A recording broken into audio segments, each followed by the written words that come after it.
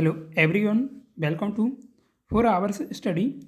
दोस्तों, daily current affair में आज हम देखने वाले हैं 13 दिसंबर 2023 के करंट अफेयर्स के कुछ महत्वपूर्ण सवालों को। अगर आप किसी भी एग्जाम की तैयारी करते हैं तो वीडियो आपके लिए महत्वपूर्ण है, इसलिए वीडियो को आप पूरा देखना। तो चलिए शुरू करते हैं कल के रिवीजन क्वेश्चन से। लीजेंड्स लीग क्रिकेट 2023 का खिताब मणिपाल टाइगर्स ने जीता है।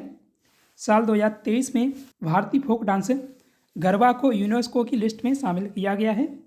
वर्ष 2023 में 100 स्मार्ट सिटी वाली लिस्ट में सूरत शहर को पहला स्थान मिला है। ये गुजरात का शहर है। वर्ष 2023 की पूर्वी क्षेत्रीय परिषद की 26वीं बैठक की अध्यक्षता केंद्रीय गृह मंत्री अमित शाह ने की है। ऑस्ट्रेलिया की महिला क्रिकेट टीम की कप्तान एलिसा हिली को बनाया गया है। देश का पहला bullet train station Ahmedabad Gujarat में बनकर तैयार हो गया है। उत्तराखंड ग्लोबल इन्वेस्टर्स समिट 2023 का उद्घाटन पीएम नरेंद्र मोदी ने किया है। बीसीसीआई ने वीमेंस प्रीमियर लीग यानी डब्ल्यूपीएल के लिए नई कमेटी का गठन किया है। इसका प्रमुख रोजर बिन्नी को बनाया गया है। नईम सैयद का अभी हाल ही में निधन हुआ। वे प्रसिद्ध अभिनेता थे। भारत का पहला सूर्य मिशन आदित्य L1 है, जिसने सूर्य की फुल डिस्क तस्वीरें अभी खींची हैं। साल 2023-24 के लिए फिक्की का नया अध्यक्ष किसे नियुक्त किया गया है? तो ये अनीस शाह को बनाया गया है। आंसर ऑप्शन नंबर बी होगा, अनीस शाह। 10 दिसंबर को दिल्ली में federation of Indian chambers of commerce and industry यानी फिक्की के 96वें एनुअल कन्वेंशन का आयोजन किया गया। इसमें फिक्की ने साल 2023-24 के लिए अनीस शाह को अध्यक्ष नियुक्त किया है। अनीस शाह महिंद्रा एंड महिंद्रा के मैनेजिंग डायरेक्टर यानी MD और CEO हैं। अनीस शाह फिक्की के पूर्व अध्यक्ष सुब्रकांत पांडा की जगह लेंगे। बैंक ऑफ अमेरिका के डेबिट प्रोडक्ट बिजनेस को अनीस शाह हेड कर चुके हैं। वह बोस्टन में वैन एंड कंपनी, मुंबई में सिटी बैंक के साथ भी काम कर चुके हैं। फिक्की ने शाह के साथ साल 2023-24 की लीडरशिप के लिए हर्षवर्धन अग्रवाल को सीनियर वाइस प्रेसिडेंट नियुक्त किया है। सियाचिन ग्लेशियर में सेना की ऑपरेशनल पोस्ट पर पहली बार किस महिला मेडिकल ऑफिसर की नियुक्ति की गई है? तो इसका आंसर है option number B, Fatima Waseem को। 11 दिसंबर को सेना के फायर एंड फ्यूरी कोर ने बताया कि सियाचिन ग्लेशियर में सेना की ऑपरेशनल पोस्ट पर पहली बार महिला medical officer captain Fatima Waseem की तैनाती की गई है। उनकी पोस्टिंग 15,200 फीट ऊंचाई पर होगी। कैप्टन फातिमा वसीम ने सियाचिन बैटल स्कूल में ट्रेनिंग ली है। फायर एंड फ्यूरी कॉर्प्स को आधिकारिक तौर पर 14वां कॉर्प्स कहा जाता है, जिसका हेडक्वार्टर लेह लद्दाख में है। इनकी तैनाती चीन पाकिस्तान की सीमाओं पर होती है, साथ ही सियाचिन ग्लेशियर की रक्षा करते हैं। इससे पहले 5 दिसंबर 2023 को सेना की स्नो लेपर्ड ब्रिगेड की कैप्टन गीतिका कौल सियाचिन पर पोस्ट होने वाली पहली महिला मेडिकल ऑफिसर बनी थी। गीतिका कौल को सियाचिन की बैटल फील्ड पर तैनात किया गया और जिसकी ऊंचाई 15,600 फीट है। सियाचिन ग्लेशियर भारत पाकिस्तान बॉर्डर के पास करीब 78,000 किलोमीटर में फैला है। सियाचिन के एक तरफ पाकिस्तान और दूसरी तरफ अक्साई चीन है। आंध्र प्रदेश के राजमुंद्री एयरपोर्ट पर नए टर्मिनल भवन की आधारशिला किस केंद्रीय मंत्री ने रखी है? तो इसका आंसर है option number B, Jyotiraditya Scindia. 10 दिसंबर को केंद्रीय नागरिक उड्डयन मंत्री ज्योतिरादित्य सिंधिया ने आंध्र प्रदेश में राजमुंद्री एयरपोर्ट पर, यह राजमुंद्री आंध्र प्रदेश में, ये आपको याद रखना है, पर नए टर्मिनल भवन की आधारशिला रखी है। इस नए टर्मिनल का निर्माण 350 करोड़ रुपए से किया जाएगा। इस नए टर्मिनल भवन में सुगम्य भारत अभियान के तहत दिव्यांगजनों के लिए सुविधाएं भी प्रदान शामिल की गई हैं। राजमुंद्री एयरपोर्ट 3 शहरों यानी हैदराबाद, चेन्नई, बेंगलुरु से जुड़ा हुआ है, जहां हर हफ्ते 126 फ्लाइट्स टेक ऑफ और लैंड होती हैं। साल 2023 के लिए एथलीट ऑफ द ईयर किसे चुना गया है? तो लियोन मेसी को चुना गया है। आंसर ऑप्शन नंबर ए है, लियोन मेसी। 6 दिसंबर को टाइम मैगजीन ने अर्जेंटीना के फुटबॉलर और कप्तान लियोन मेसी को साल 2023 का एथलीट ऑफ द ईयर चुना है। मेसी यह सम्मान पाने वाले पहले फुटबॉलर हैं। मेसी ने यह अवार्ड पीएसजी के किलियन एम्बापे, टेनिस खिलाड़ी नोवाक जोकोविच और बेसबॉल खिलाड़ी अरोन जज को पीछे छोड़कर हासिल किया है। मेसी ने फीफा वर्ल्ड कप 2022 में अर्जेंटीना की जीत में अहम भूमिका निभाई थी। 36 वर्षों में अपना पहला खिताब हासिल किया था। अर्जेंटीना की टीम ने उन्हें फीफा ने साल 2023 में शानदार प्रदर्शन के लिए बैलन डोर अवार्ड से भी नवाजा है। कलबुर्गी ओपन टेनिस टूर्नामेंट 2023 यानी पुरुष सिंगल्स के विजेता कौन बने हैं? तो ये बने हैं Rajkumar Ramanathan. Answer option number B है, राजकुमार रामनाथन। भारत के टेनिस खिलाड़ी राजकुमार रामनाथन ने पुरुष सिंगल्स में ऑस्ट्रिया के खिलाड़ी डेविड फिचर को हराकर कलबुर्गी ओपन टेनिस टूर्नामेंट के रूप में अपना तीसरा ITF खिताब जीता है। भारतीय डेविस कप टीम के सदस्य राजकुमार को इस जीत पर $3,200 यानी 2.66 लाख रुपए मिले हैं। हाल ही में भारतीय नौसेना ने अभ्यास प्रस्थान 2023 कहाँ आयोजित किया है? तो मुंबई में आयोजित किया गया है। आंसर ऑप्शन नंबर ए है, मुंबई, महाराष्ट्र।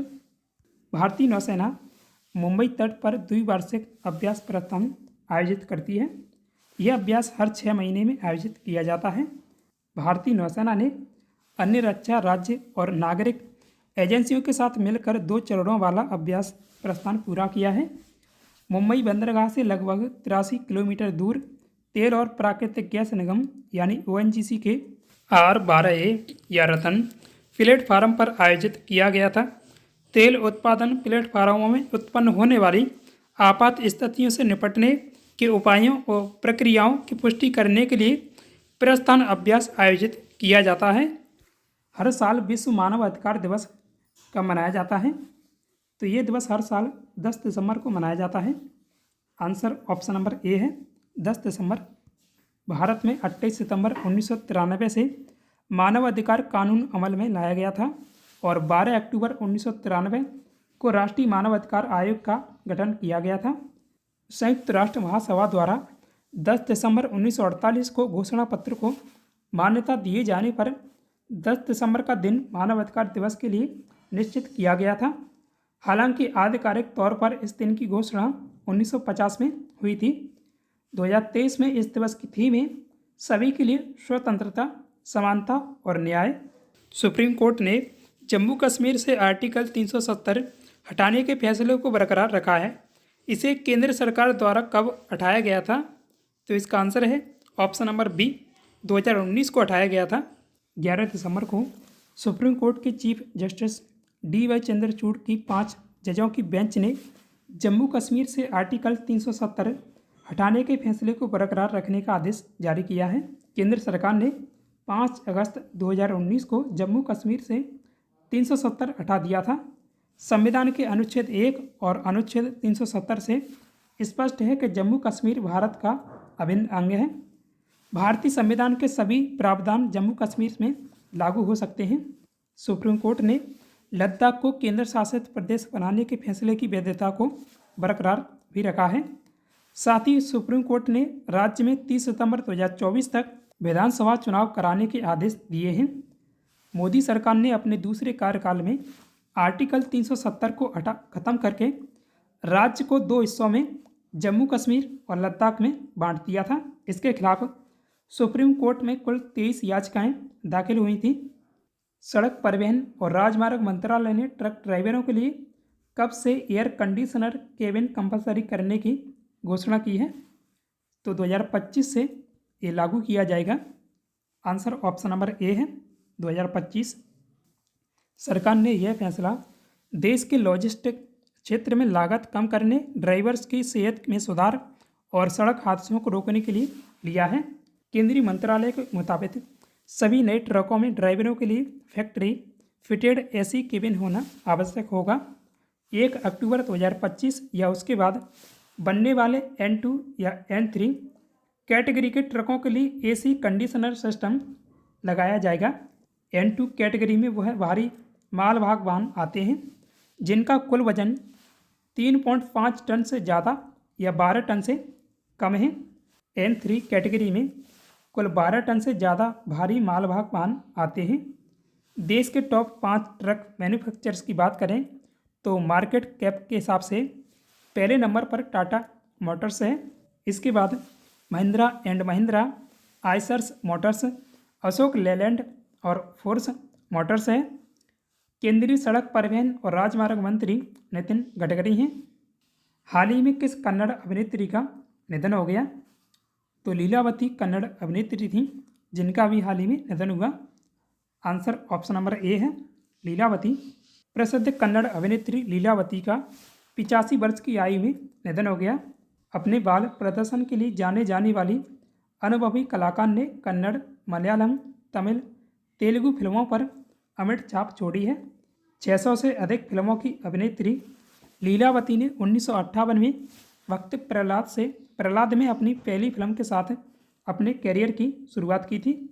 उसी वर्ष मांगल्य योग में एक प्रमुख महिला के रूप में कन्नड़ फिल्म उद्योग में कदम रखा था। तो आज के इस वीडियो में बस इतना ही। अब बात करते हैं पिछले वाले सवाल के उत्तर के बारे में। वर्ष 2023 तक जानकारी के अनुसार देश में राष्ट्रीय राजमार्गों की कुल लंबाई कितनी है? तो इसका आंसर है ऑप्शन नंबर ए, 1,46,145 किलोमीटर। ये जानकारी 31 अक्टूबर 2023 तक है। और आज का टेस्ट क्वेश्चन है, निम्न में से देश के किस शहर में मेट्रो नेटवर्क का विस्तार है? तो इसका आंसर आप कमेंट में कमेंट करें।